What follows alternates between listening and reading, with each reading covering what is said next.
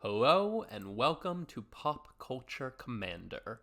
This week we are playing the Hunger Games with a Mardu, red, black, white, Olivia, opulent outlaw build.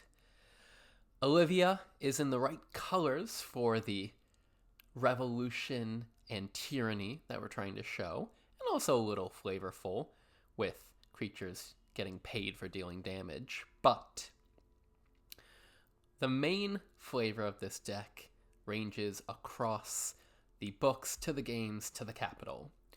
So we start in District 12, where we have Peeta, the baker, with his cake, Katniss, the hunter, with her bow.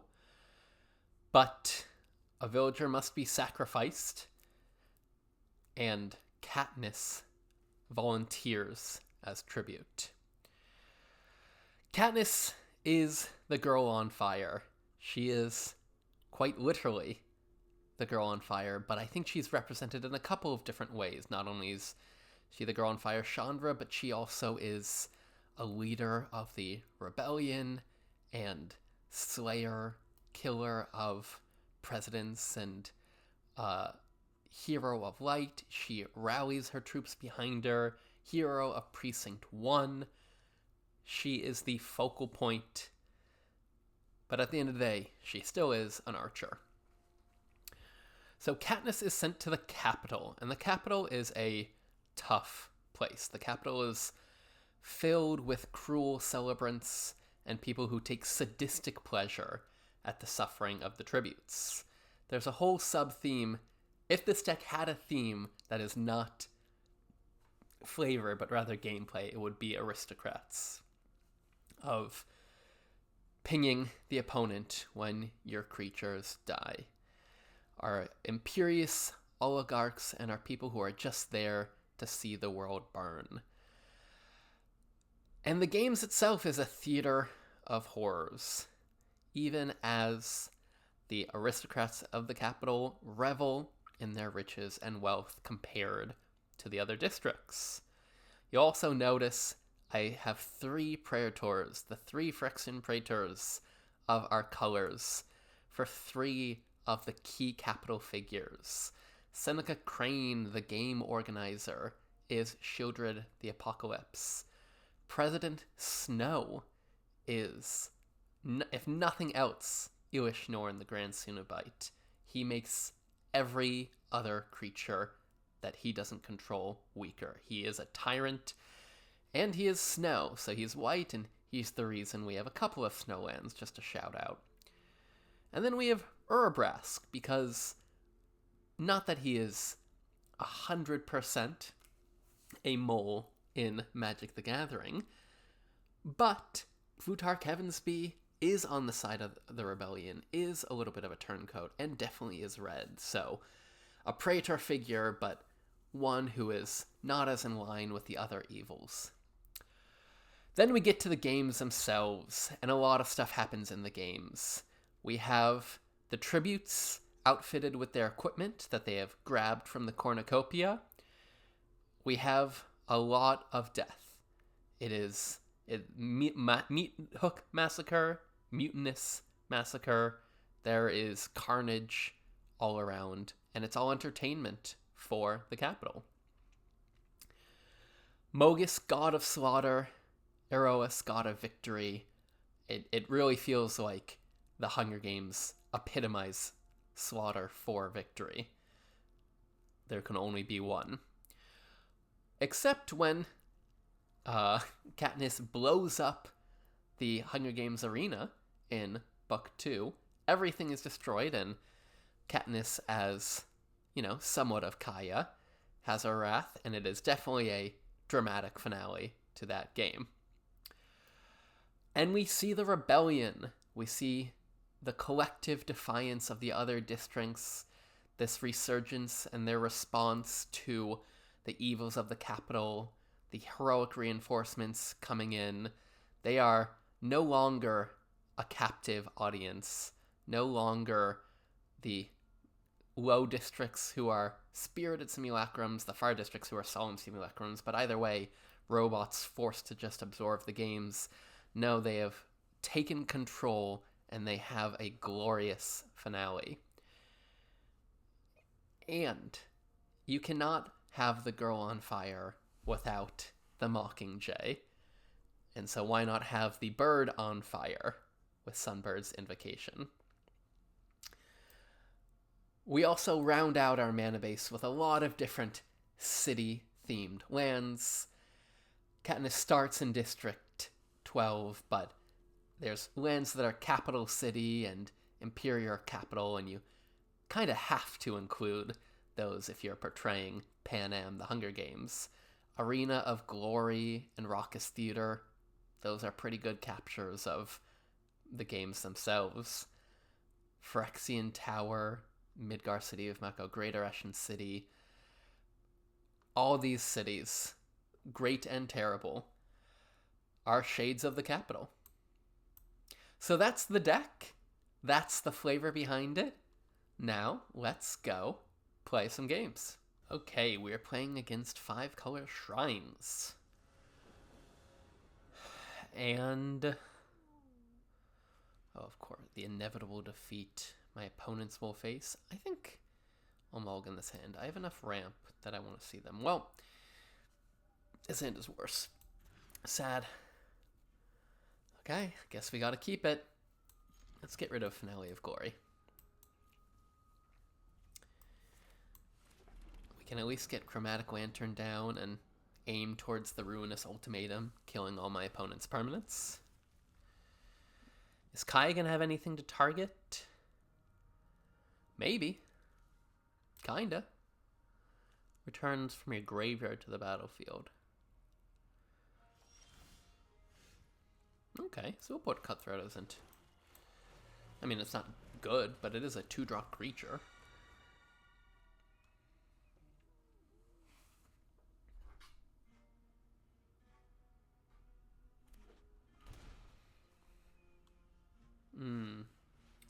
Oh. Oh, maybe they're an enchantment deck. Is that the conceit here?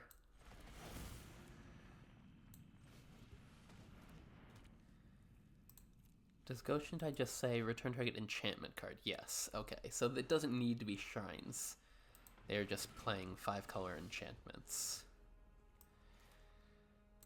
And I... Human ally rogue toy. That's a lot of keywords. That's a lot of words. Too bad I can't read. Are they going to kill it, or are they going to somehow enchantment lock it down? Oh, damnation. Okay. Well, I don't get Phyrexian Tower boost.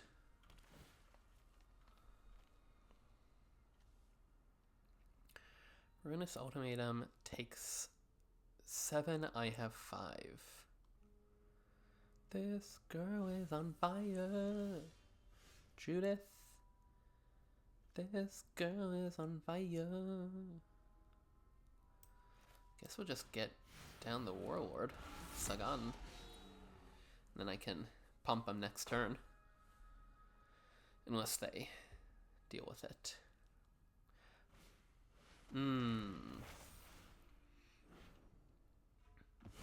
Family not doing too hot.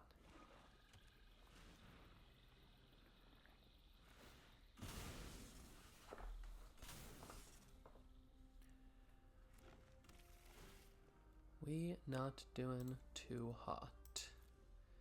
Could play Kaya just to exile Unable to Scream. I don't feel like it's worth it just yet. Okay, let's play Oligarch and Judith.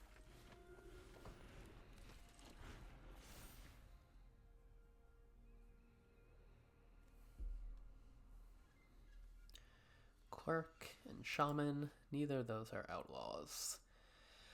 There's not intentional outlaw synergy in this deck. Like I said, I knew Hunger Games needed to be Mardu.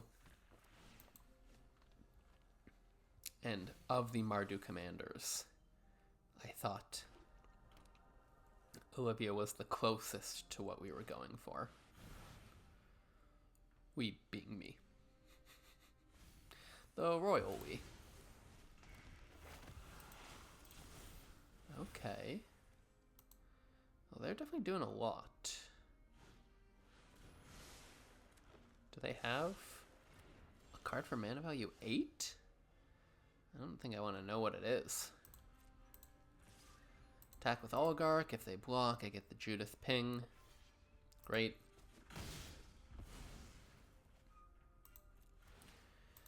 And then play Kaya and start exiling. And let's see, the most concerning enchantments are Eldest Reborn and Fall of Konda. I guess play a land for turn. Huh.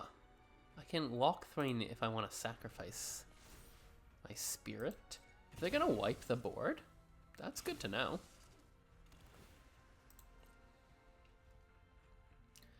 Owns in exile. How many? They have 3 in exile. Good to know. Overwhelming Splendor. Activators that aren't mana abilities or loyal abilities. But they control it. Okay, so I can still get rid of that. I think I will draw the card. And sacrifice this. Oh, Schnorn will be good. Huh. Do I still get Weaves the Battlefield abilities? Probably not. Do I get Enters the Battlefield abilities? I don't know. I could Ruinous Ultimatum, but I don't want to just yet. Let's exile Binding and Scream. I think just play Olivia. And we'll see what they do. But all I need to do is draw a land to unlock Ruinous Ultimatum. And I can do it by sacrificing something on this board. Oh, they have to do that now, otherwise I... Oh, the Kyrath is not horrible. Okay, let's have you play... Great. Say one more thing. Okay, not thrilled, but I think getting to Ruinous Ultimatum is going to be worth it.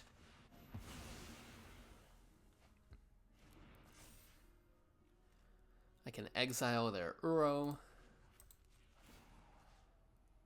Oh, Uro and Splendor. Great. And make a treasure too. Okay, for all that my opponent has twice as many lands in play, I'm not feeling horrible about this.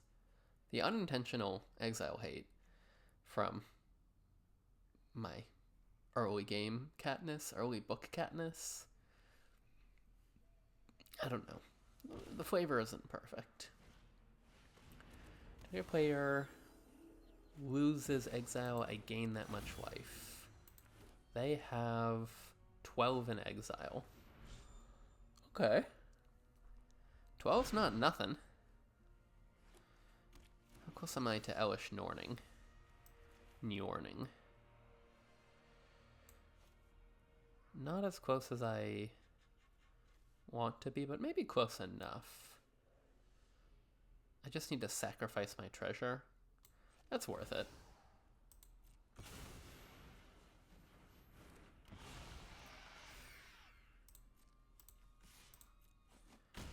And I think I will hit him for 12. Because I don't know if Kai is going to survive. I don't know how much I'm going to be able to exile from their graveyard. Seemed worth getting that damage in while I could. Then I can just Vengeful Blood Witch, and that means I can sacrifice things for love and profit.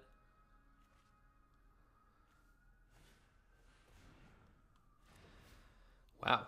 Well, I obviously am going to count my chickens before they hatch, but I I always love when my entirely flavor-driven decks do well against actual piles of cards.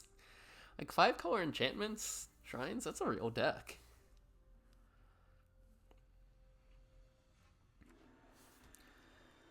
Interesting they didn't want to keep a Gonjo. Oh, it doesn't do enough to do anything. Sphere of Safety. X is the number of enchantments you control. Is it going to tell me they just control 2? I'm pretty sure they just control 2. And I can kill Goshinte. Damn. And then I think they control none. Sorry, 1. Wow. This girl is on fire. My decks, my Pop Culture Commando decks, perform so much better when I am recording than when I am practicing them out, seeing if they at least have a modicum of play viability to them. Like same with the Timothy Chalamet deck, where I spent like 15 games getting rid of things, cards that were better flavor. I played against an opponent's card. I'm like, oh, that'd be a good include. And I won like 2 of them. And then I record, and I win my first 2. That was amazing. This one, too, like, I was not expecting to do well against 5-color shrines, but I'll take it. Katniss Everdeen. Catching Fire. Saheeli. Oh, they're a veteran brawler. They play this game a lot. Here's the thing with Astral Cornucopia. It's not that good of a mana rock. Damn, Scourge Diva. I think I have better opening hands. Revel in Riches is also just not a good card. I am doing it for the bit. Why else does anyone do anything? I don't even have that many creature kill spells.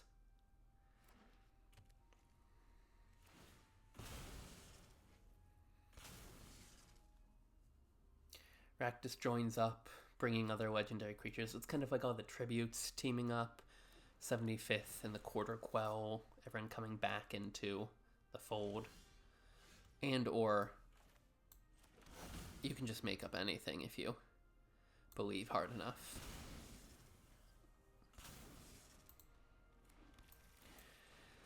I wonder what opponents think when they see the President Snow lands.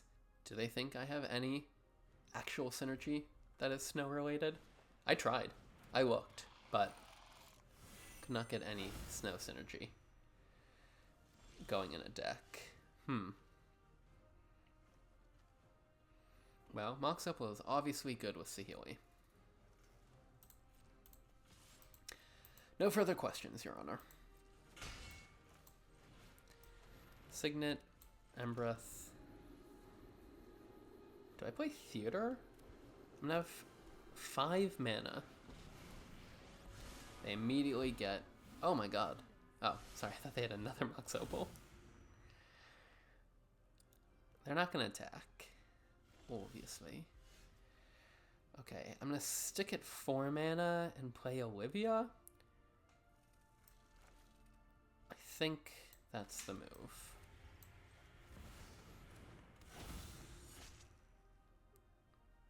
And will I sacrifice Cruel Celebrant for a servo? No.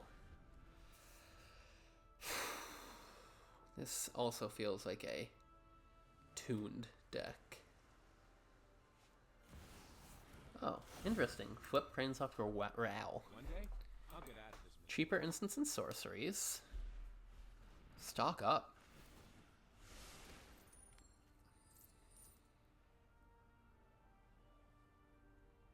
If they exile Ral, it only is 3. Oh, okay, they did it. And they can deal 2 damage if they want. And draw a card. Deal 2 and draw a card isn't bad. Okay. They have 1 mana to cast a 2-drop spell. Hand. Well, that is a 2-drop spell.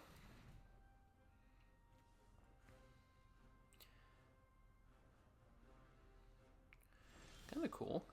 Heroic Reinforcements. I guess that's the play? Why not? And I'll attack Ral. So, you either lose a lot of servos, or I take out Ral.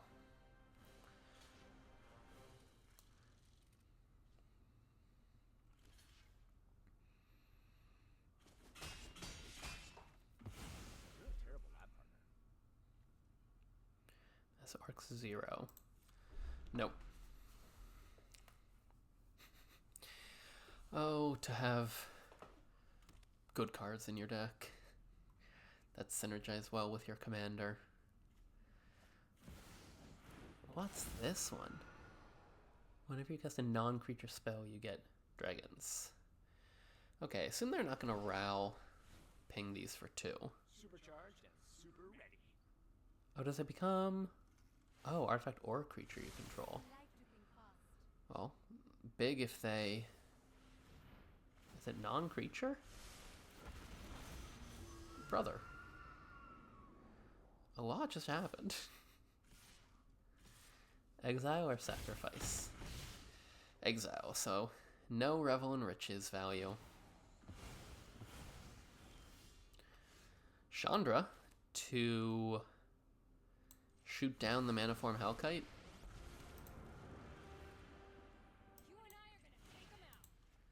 And then I attack Rao with everything? Sure. And they can kill my Chandra. Ooh, this is a slow going game.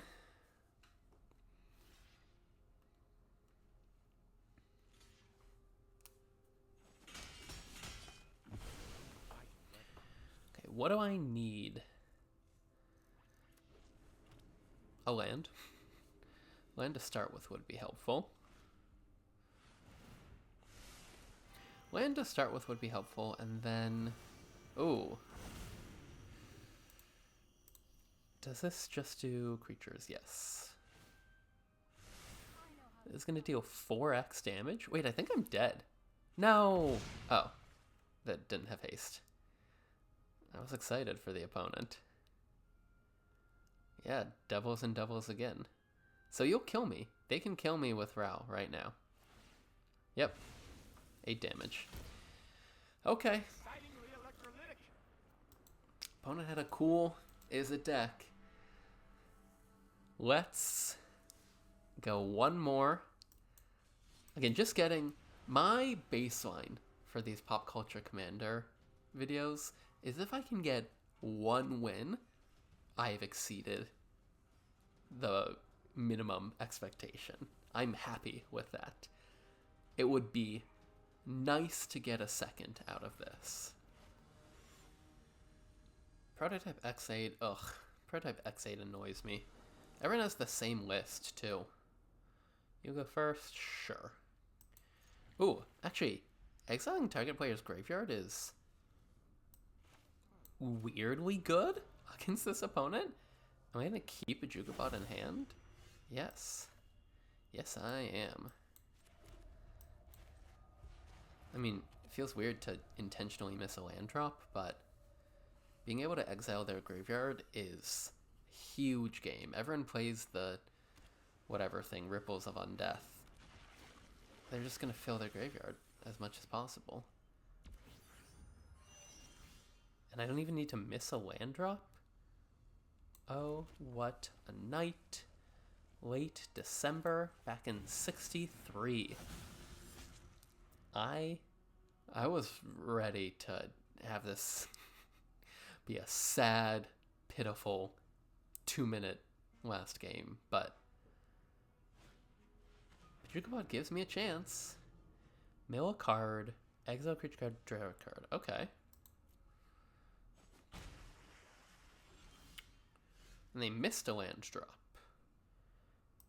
And unfortunately, I will intentionally miss my land drop, but I really want to keep Bojuka Bog in hand.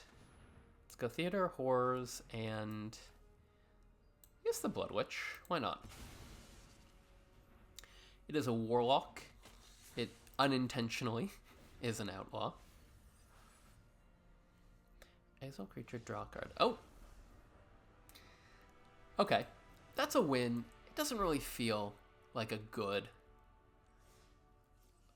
display of the deck win. So let's see if we can't get one more. Win or lose. I've won my 2 games. Granted, my opponent didn't draw lands, but that's magic. Believe in the heart of the cards. Okay. Oh, Narset. Well, I'm back to thinking these are going to be like 2-minute matches. Guess I'll keep. Narset, a famously polarizing, I should say, famously polarizing commander because she has hexproof, and when she attacks, you get to cast the top 4 non-creature spells from your library for free, and they can be big, expensive, extra turn spells, yada yada. Control the Swamp, Sword Transformer. Next turn, Barad-dûr will enter untapped if Lightning's in play. Otherwise, if I have a tapped land, I'll play Lightning in the tapped land. If I have an untapped land, I'll just go straight to Olivia. Ominous Lockbox. What the? When this artifact enters, secret chooses a number between 1 and 20. When an opponent casts a spell with mana equal to it, they can copy the spell I cast. I mean, I don't want them to get a Lightning. Do I think what they did was 3? Do I coward out then and play Mayhem Devil? I guess so. Oh, it wasn't 3. Oh, is it 4? Because they know I have Olivia? This is interesting. When an opponent casts a spell with mana value equal to the chosen number. What is the chosen number?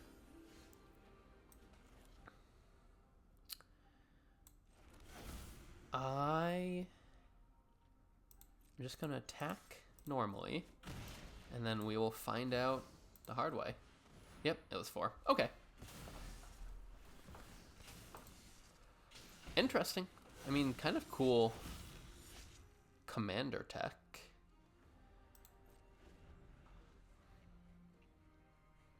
Wish it had mana value 1, because then I could have exiled it, but beggars can't be choosers. And I will defeat non-land permanent. I mean, they're very close to their Narset. I could exile the Celestis and try to take them off. Doesn't feel like the best use of time. Let's play Lightning. Play the Cutthroat. Be prepared to hopefully they can't give Narset haste. I feel like Narset decks are going to play such that they can give Narset haste. Huh. 0 mana Explorer. I would have saved that. Oh my god. My opponent takes 2 extra turns in a row. They have hexproof. I don't know how much I impair any target. So I can't target my opponent, I guess is the conceit. But I can still...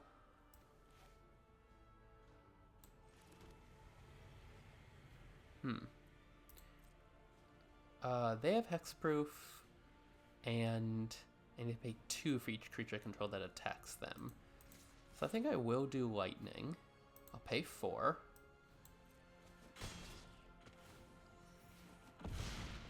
And I won't crew, so to speak. And if needed, this is each opponent. This is each opponent. This is any target. So my sacrifice triggers can't be targeted at them. My death triggers can. Why are they not playing Narset? It's a first striker with hexproof. What am I not... What am I not understanding here?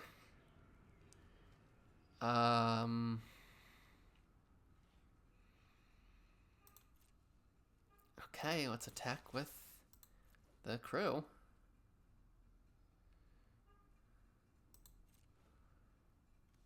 Do they have something? Commit. Okay. Oh, and now they're gonna memory next turn? Huh. Well, I guess I will exile that. I guess I'll let him draw a card. But I will exile the memory. Oh, the memories of you. And Time Walk. How many cards do they have in exile? 3? Okay. Kaya? Katniss as Kaya has come in clutch a weird amount in this deck. Ugh, perfect. Perfect for them. And I can't even deal it to them. Wait. Oh yeah. Okay, what are they gonna get? Mana Drain, Fragment Reality, God Pharaoh's Statue. God Pharaoh's Statue is a problem.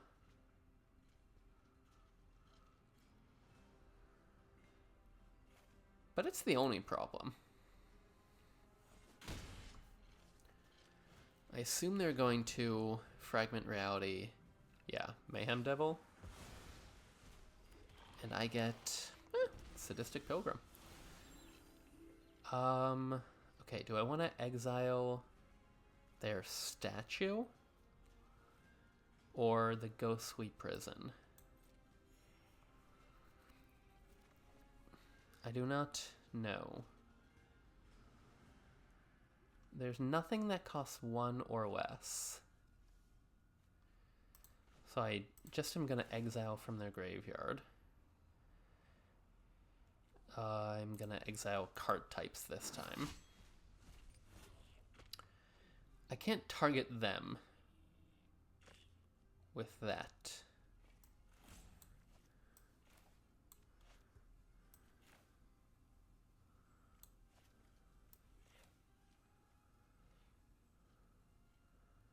I can target the statue and have no attacks.